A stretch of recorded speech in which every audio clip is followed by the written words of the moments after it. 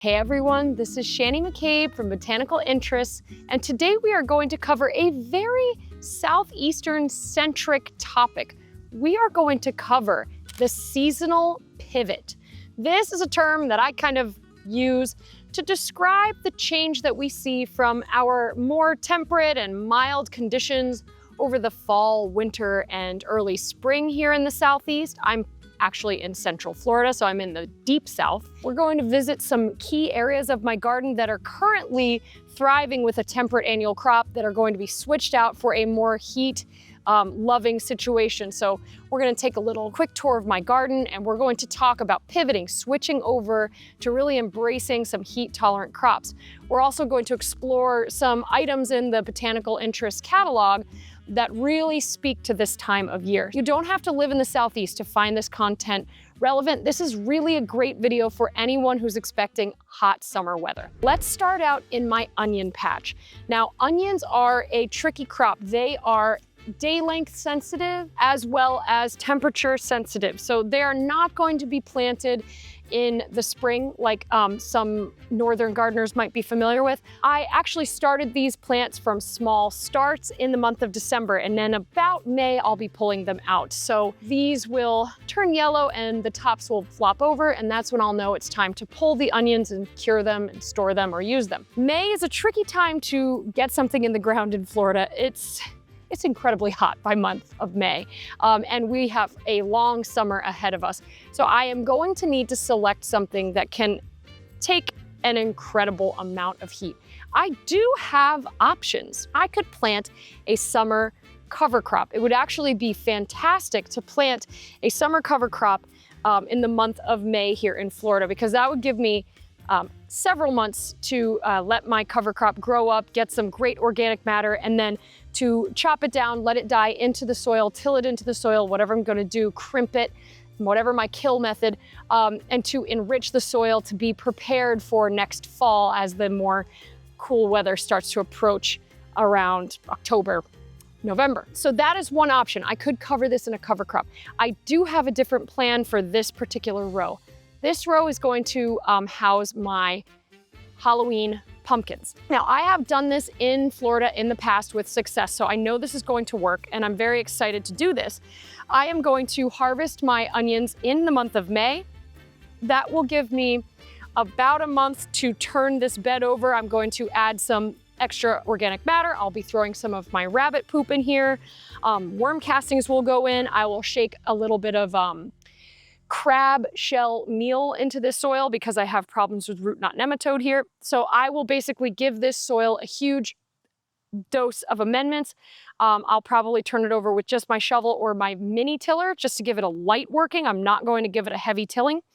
And then I am going to plant up my Halloween jack-o'-lantern pumpkins. Now, I have a specific variety that I rely on that can grow over the summer in Florida and is ready to harvest just in time for the Halloween holiday. That variety is called the Georgia Bulldog. It was bred by the University of Georgia, and it is specifically well suited to my region in the Southeast. If you are not boxed in by extreme heat like I am, you can choose a less heat-loving, a more flexible variety of pumpkin. You don't have to go with that.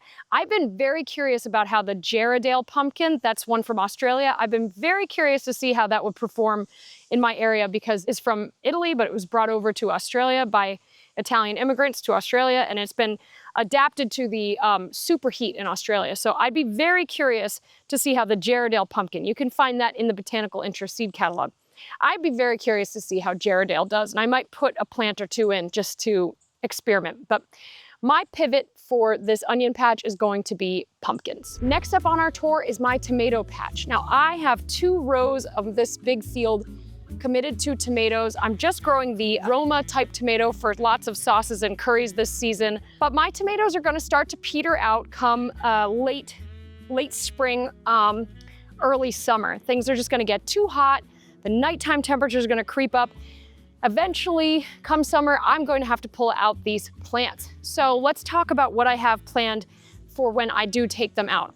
That is going to be a cover crop, mostly comprised. I'll probably be doing some kind of a mix But I know for sure that the main crop in my cover crop of this tomato field is going to be marigolds. Now, I choose marigolds for a very specific reason.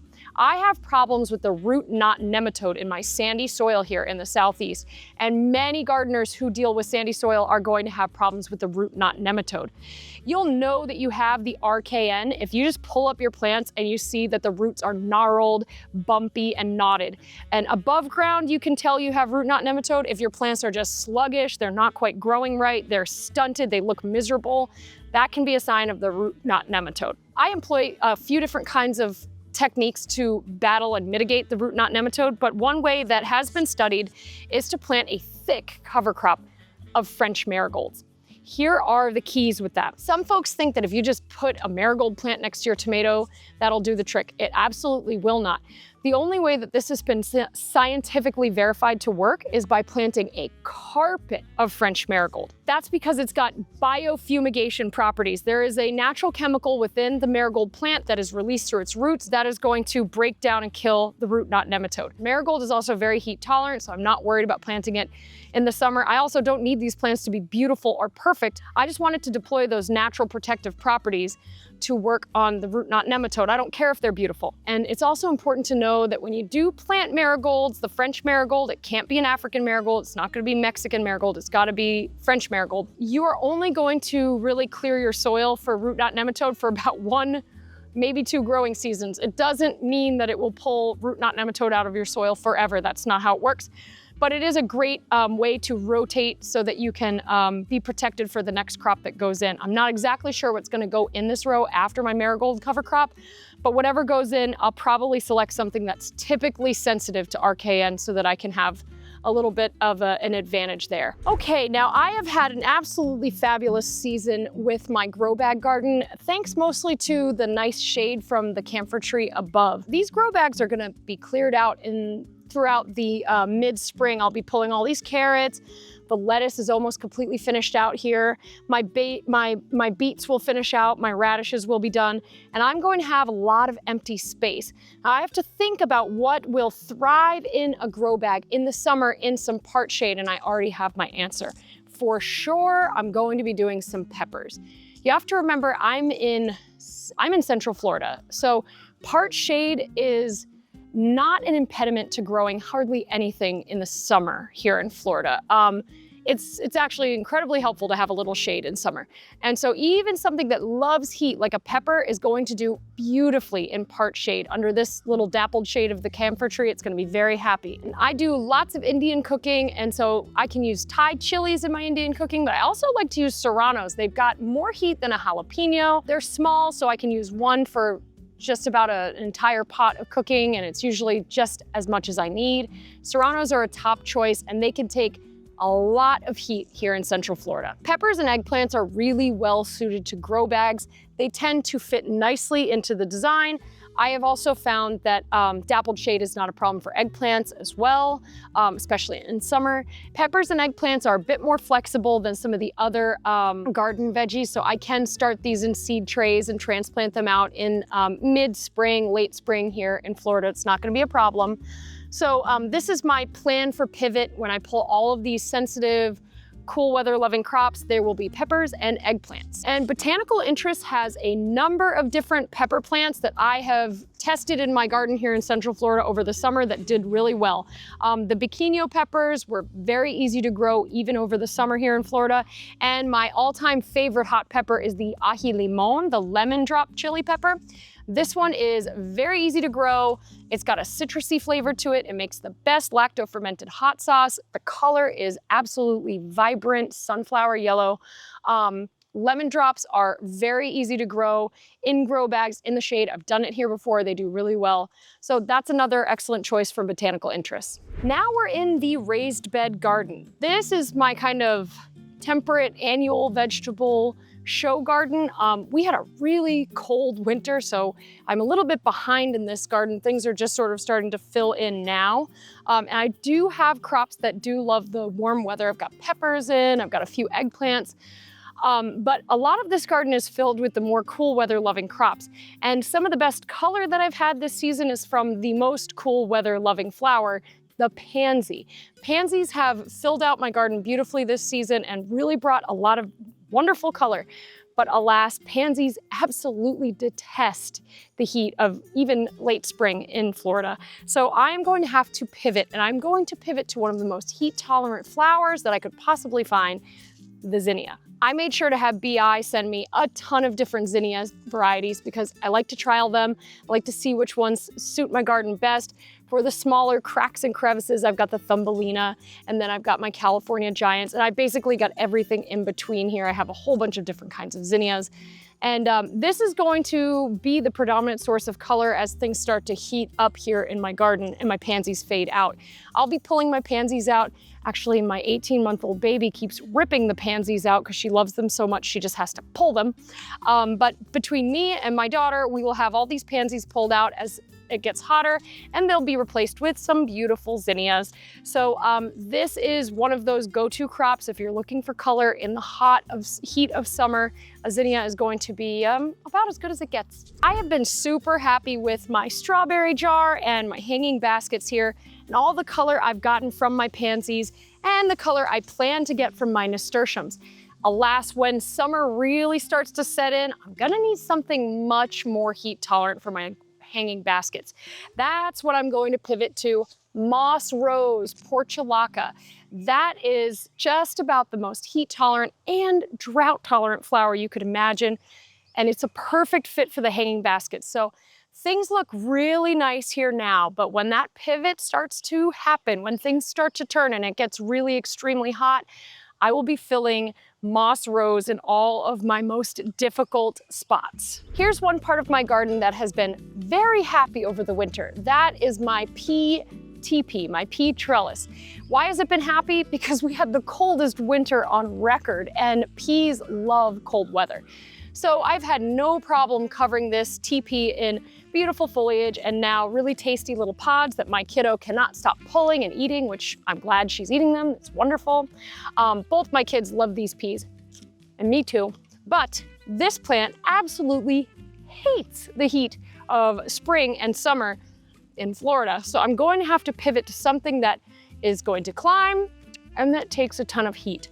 Now, I already have the Mexican sour gherkin planted up to take its place. So I have been planning to replace this with Mexican sour gherkin. But there's another very heat tolerant legume that I want to explore today, and that is the long bean. Now, I'll probably follow this crop up just with the Mexican sour gherkin because they are not in the same plant family. But if you are looking for a very heat tolerant crop to climb a trellis, a long bean, a noodle bean would be an excellent choice. These are incredibly heat tolerant. They're very beautiful. They make beans that are up to 3, sometimes even 4 feet long. They're super heat and humidity tolerant, and they climb a trellis beautifully. They're great in an archway, they're great on a trellis or a fence line. So that is one of my go-to selections for the seasonal pivot, is to integrate some long beans, especially into your vertical gardening. We've jumped over to my watermelon patch. In the middle of March, I planted up my watermelon patch. I made sure to get plenty of mulch down to suppress the weeds and to trap moisture and cool the soil best as possible. Watermelons are a crop that does love heat. It tolerates the summer rains, but it is best sowed right in early spring in Florida and harvested before the intense summer rains set in, because watermelon taste best when they're harvested during a dry period, not when they're getting tons of torrential rain like we get in midsummer and into fall in Florida. So I tried to get my watermelons in as early as possible without hitting any of the frosty weather we got in early March. These watermelons will be ready to harvest in about July. The field will probably be petered out and done by August. Now, I could really just pivot right over to my fall temperate crops if I want to do that. But let's just, for sake of argument, let's say we have an opening in the month of August. We're in Central Florida, it's incredibly hot. Say you live anywhere in the Southeast or anywhere that gets oppressively hot in the summer, and you're looking for a cover crop or something that can take intense heat. here are some crops that can take intense heat that can be started later in the season if you're in the Southeast. Probably my number one pick would be the cowpea. Cowpeas are a true legume. They're going to fix nitrogen from the atmosphere and make it available in your soil. Cowpeas can take just an obscene amount of heat. A lot of folks will plant their cowpeas in the summer, let them grow through the fall, and have dried cowpeas or black-eyed peas for Christmas dinner. I believe that's a tradition. Maybe it's New Year's. I'm not from the South. I don't really know how that goes, but I think it's Christmas or New Year's. It's one of those holidays. You're not going to have a ton of options when it comes to July, August in Florida. It's going to be so intensely hot, but cowpeas are a great choice. Okra is another great choice. Roselle, which is also known as sorrel, that can be a good choice. The thing is, by the time we're getting into August, that's a little bit late to start those crops. Doing some cowpeas would be a great choice for cover crop because they're going to get nice and leafy green quickly. They're going to suppress weeds. They're going to provide organic matter if you turn them into the soil. They're going to help to trap moisture. They're going to prevent topsoil loss or erosion. So they're an excellent choice for a number of reasons, and your options do start to become limited when you get later into the summer. So definitely keep a packet of cowpeas on hand if you're growing somewhere very, very hot. And probably one of the best tips I've ever received for soil health in the Deep South is to always have your soil covered. And that speaks to using things like mulch.